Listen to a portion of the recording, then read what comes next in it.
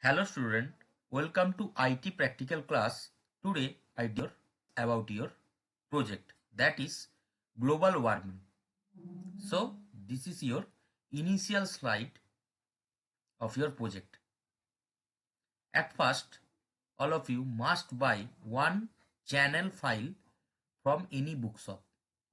I send this PPT in Google Classroom and all of you must download this PPT from Google Classroom. After that, all of you must print out this PPT and insert into the channel file. So, this project done by only green section student must be remembered. This is done by only green section student. This is the initial slide of your project. Next is certificate page.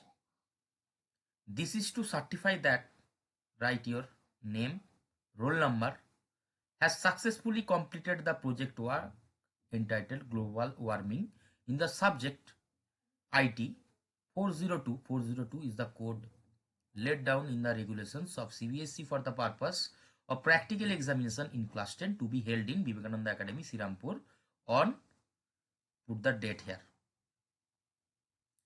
Next page is acknowledgement. This is acknowledgement page of your project. Next is main topic, global warming. What is global warming? Global warming has become perhaps the most complicated issue facing world nowadays. Next is what is global warming? In one sentence, the planet is heating up and fast. The earth heats up, the temperature rises. It happens when greenhouse gases trap heat and light from the sun in the earth's atmosphere, which increases the temperature. This hurts many people, animals and plants. Causes of global warming: greenhouse emissions caused due to rapid industrialization, population explosion,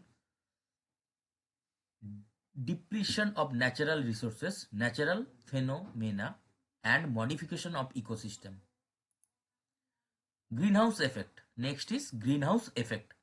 It is the process by which absorption and emission of infrared radiation by atmospheric gases warm a planet's lower atmosphere and surface.